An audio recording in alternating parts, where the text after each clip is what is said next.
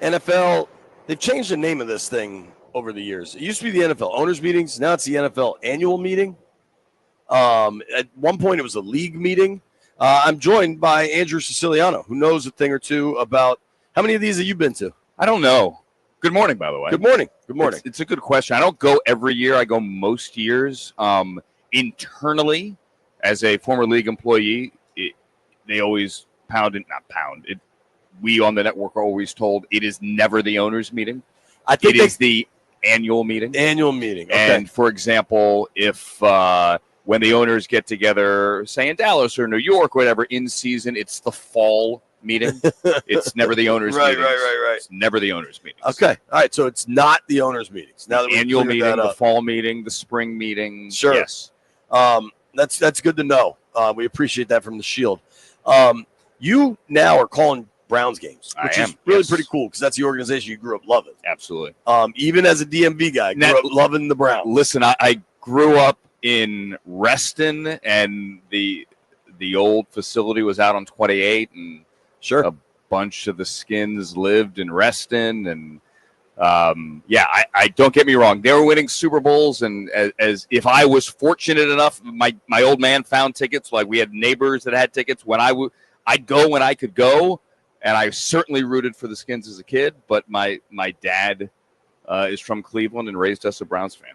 I mean, dude, I get it. Your sports are almost more about family than anything else, and so.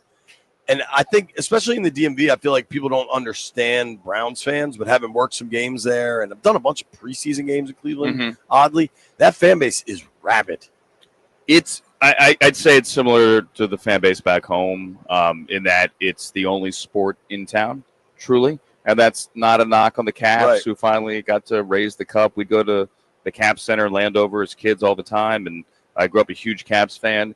And that's not a knock on the Nationals. I'm old enough. Like, we didn't have the team there. We'd have to go up to 33rd and see the O's. But, yeah, it's a football town, period, full stop. Sure. Tobi, you let me know if you want to jump in here, buddy. But so for the Browns, dude, the Watson contract just kind of seems to be an anchor for them. But what are they going to do at quarterback this season? Because Deshaun's not going to play, right? Unlikely. Highly the unlikely. Achilles and everything. You got the high draft pick. I don't know. I don't know that Ward gets to 2. What's it feel like there? I don't know that he gets to 2 either, but I think, look, this entire thing, JP, is a show. Right. The draft is a show. When Mike Borgonzi and Chad Brinker in their opening press conference in January say we wanted generational talent, I firmly believe that was part of the show. It's Lions season here. Sure. And so when people say, the Titans took 15 people to the Pro Day in Miami and their whole content team, that means they're taking them. No, it doesn't. No, they may. Right. He's a good quarterback, and they need a quarterback. Totally. What do the Browns do? If they had to play a game right now, it would be Kenny Pickett. If it's the Browns and Steelers week 1, and they had to play the game tomorrow, thankfully they don't. Right. It would be Mason Rudolph against Kenny Pickett. Wouldn't that be wild? Both teams in the AFC North need a quarterback. The Browns have options. Kirk Cousins was spotted at a Chipotle in suburban Cleveland. Really? I was unaware. That's a big thing on the Twitters. He was not there. Andrew Berry confirmed doing anything related to the Browns, but he was in town. That is always an option as well. Oh, wow. All right, go ahead, Tobi. I didn't know about the Chipotle. That's a major report. So Myles Garrett requested a trade. Yep. Earlier in the offseason, everybody started clamoring. Could you get Myles Garrett? It was talk here. It was talk in Philadelphia. And then the Browns brass seemed pretty steadfast that they weren't trading him. Obviously, they get the deal done. Was there ever any inkling that there was a trade possibility, or was it always, we're going to get him a new deal, we'll figure out what the differences are, and he's staying in Cleveland?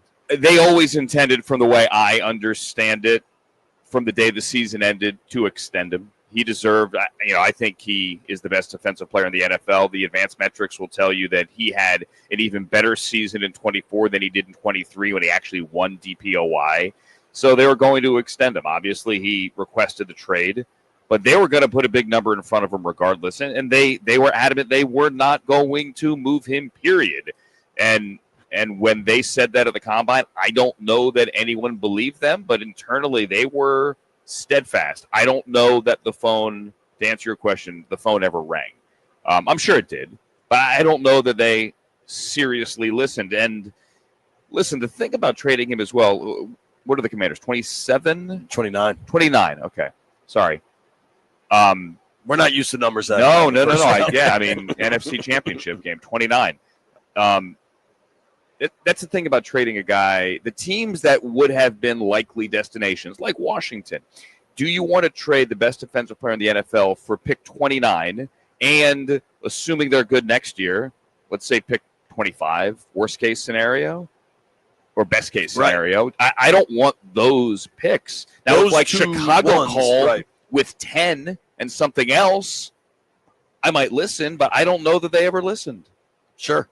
Yeah, I think the Garrett stuff was tricky the whole way. And it's funny because we live in this era where, like, I mean, you see it with everything, right? Like, people think they know more than experts or, the leaders on certain topics. Everybody just assumed Barry and Stefanski were lying. It's like it was impossible that they were telling the truth. We're not moving him whatsoever. It's not a conversation. They were just saying the truth.